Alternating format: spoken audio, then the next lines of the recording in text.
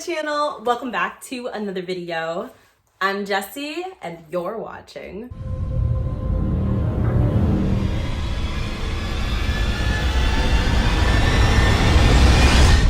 I'm about to upset so many people. I don't want to do it. I've been putting off this video for 2 years. Ever since I joined BookTube, I started noticing the issue that I'm about to talk about.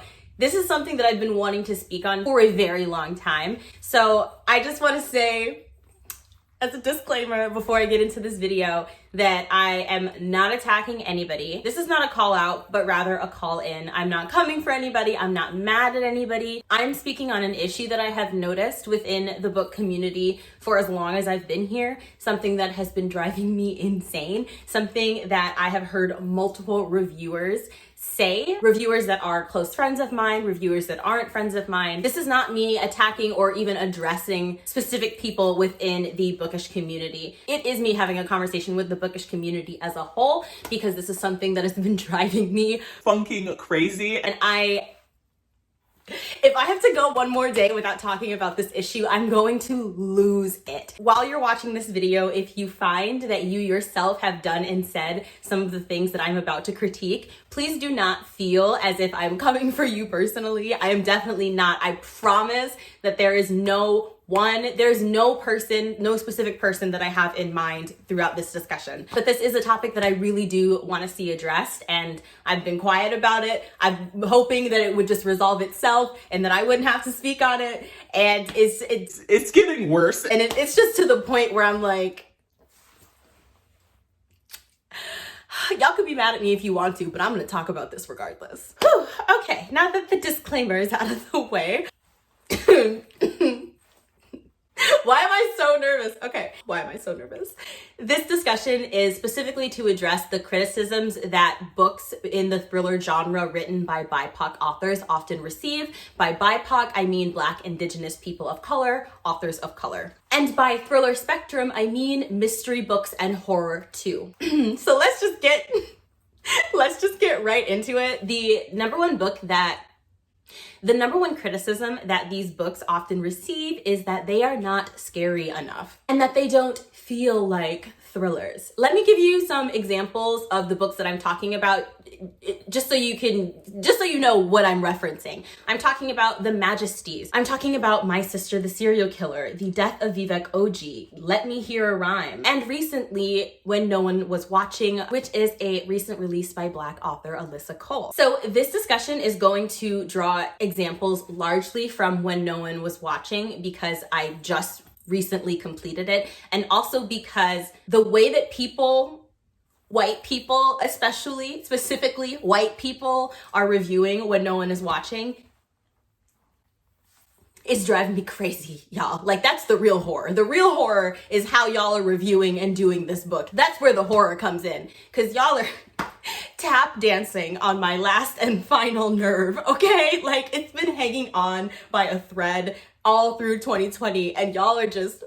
The way that people, and not just white people, are reviewing When No One Is Watching is literally making me see red. Let's start off the discussion by identifying what thriller means. Let's define the word. Thrillers are defined by the moods they elicit, giving viewers heightened feelings of suspense, excitement, surprise, anticipation, and anxiety. Pay extra attention to the anticipation and the anxiety portion. Let's pay extra attention to that part of the definition, please. Because quite simply, many of you aren't. Many of you are only seeking the excitement and surprise that is categorized by white domestic commercial thrillers. Think about books like Gone Girl and Sharp Objects and You and literally anything Stephen King has written. Think about The Silent Patient. There are so many examples, and if you don't know what I'm talking about when I say commercial thrillers or domestic thrillers or white domestic thrillers, just Google the term and you'll find books that I'm talking about. You could literally take a look at any of the best-selling thrillers that have been released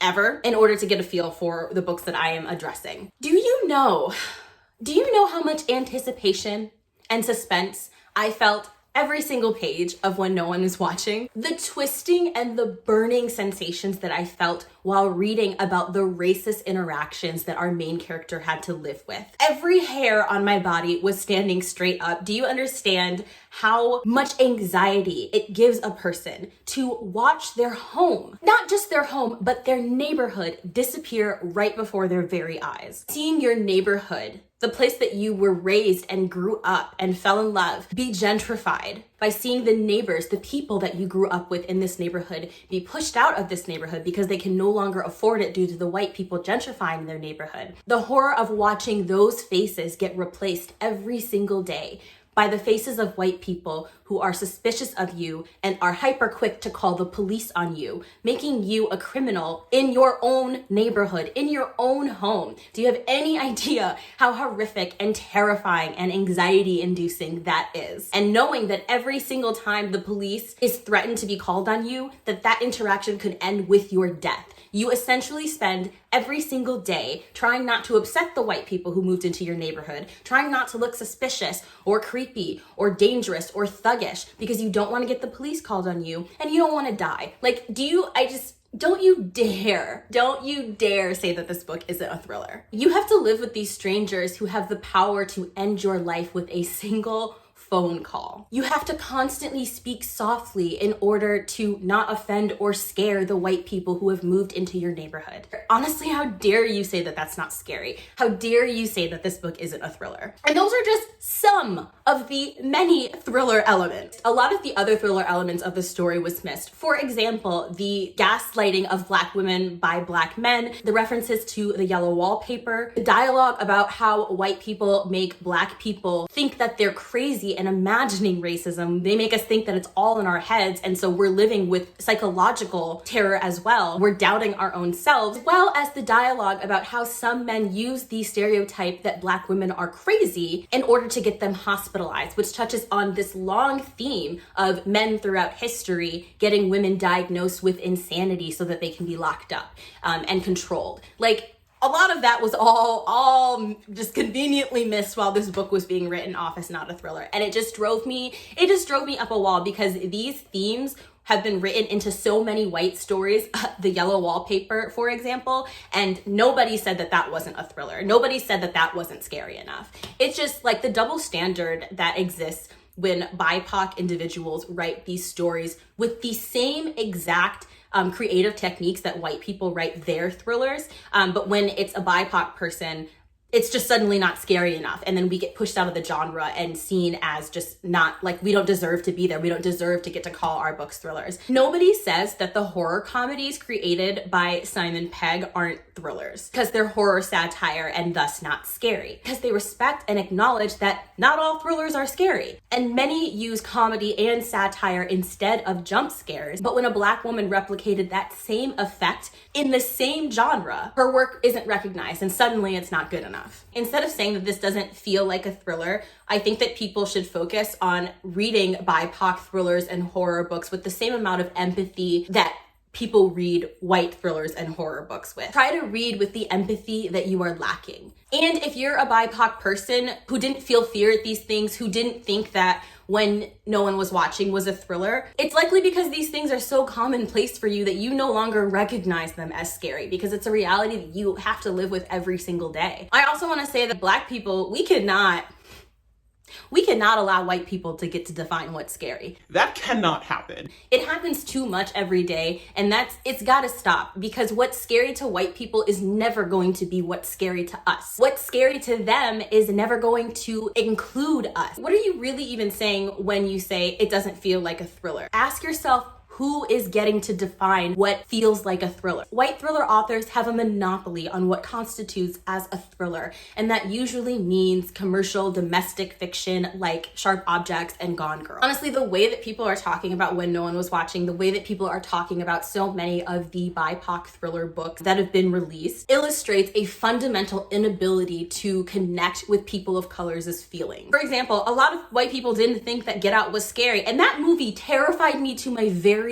my very core. It is the peak pinnacle of a nightmare for me as a Black person. And to some degree, it makes sense why that movie didn't scare a lot of white people. Not all fears are universal, because some fears are racialized. And if you do not operate within a racialized existence, what scares me is probably not going to scare you. You're not going to be scared of the same things we are, and that's okay. There's nothing racist about that. But what you not gonna do is sit back and proclaim that our books aren't thrillers. You do not get to decide that. Stop. Have several seats. You don't get to say that they don't feel like thrillers. You don't get to define our work by white parameters. You don't get to do that. We're not doing that. That's a trend that needs to stop in the book community. Like, it simply cannot be allowed to continue. And when you say things like that, you not only devalue the book, but you continue to make it harder for BIPOC individuals to tell their stories about what scares them and have their stories be seen as valid within the genre. Plus, oh my gosh, there is a consistently and painstakingly built mystery within When No One Was Watching. It literally involves the entire neighborhood, which started being built in chapter freaking 1. And if I'm being perfectly honest with you, the mystery is get out level brilliant. This isn't just a thriller, but it is a masterpiece of horror noir, on par with the works of Tananarive Due and with the paranormal prowess of Victor Laval. I'm hearing a lot of reviewers say that the thriller aspect didn't come in until the end of the book, and the mystery aspect didn't come in until the end of the book. And what I'm about to say, I say with love, and I really am trying to say this as gently as possible. I'm just gonna whisper it, okay? Like, maybe it will upset y'all less if I whisper it, okay? If you read this and thought that, you were not paying attention to the book. You weren't paying attention. You missed a lot. You weren't listening. That's not the book's fault. It was all right there. Start on page 1. Just like on page 1. So many hits. The whole book. I don't understand how you could read this and hold that position like it was right there. Tap dancing on my last nerve. Like, my last and final nerve, and I've been holding on to this nerve so hard. Like, 2020 has taken all of my nerves from me, but this last one, and y'all are doing the most. I'm gonna get really ridiculously meta and philosophical here, but I have this habit where when I'm angry, I will smile and laugh.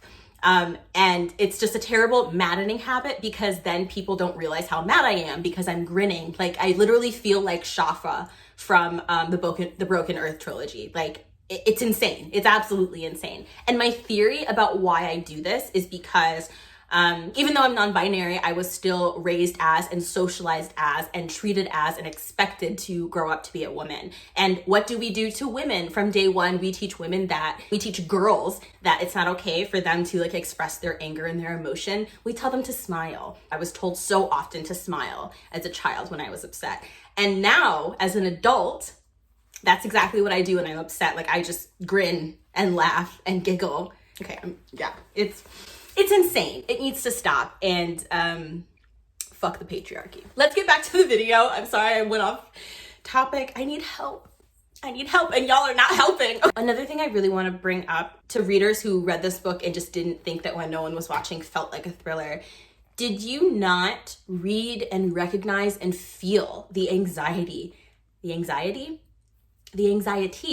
that Sydney lived with, our protagonist, lived with every second? It was so clear about how terrified she was every single day because of what was happening in her neighborhood, how scared she was for her people, her life, herself. Like, it was so clear. I was so angry for her and what was happening to her that my heart was pounding while reading the book. And I did something that I rarely have to do while reading. I had to set the book down several times and just like take a walk or do something else, because that's how heightened my own emotions were. That was how triggered I was. And that was how angry some of the scenes in the book made me. I was so angry that I had tears in my eyes. I had to pause the book several times. I listened to it on audiobook because I was so scared for Sydney during these racist, white supremacist confrontations that she had throughout the book. I was so angry, I was having flashbacks to conversations that I had. It brought to light some of my deepest fears. I had to relive really rough moments that I experienced that I never wanted to revisit again. Things that like I've buried as deep as I possibly could. And if that's not a thriller, then I don't know what is. Part of the horror in this book comes from what it's like to watch your neighborhood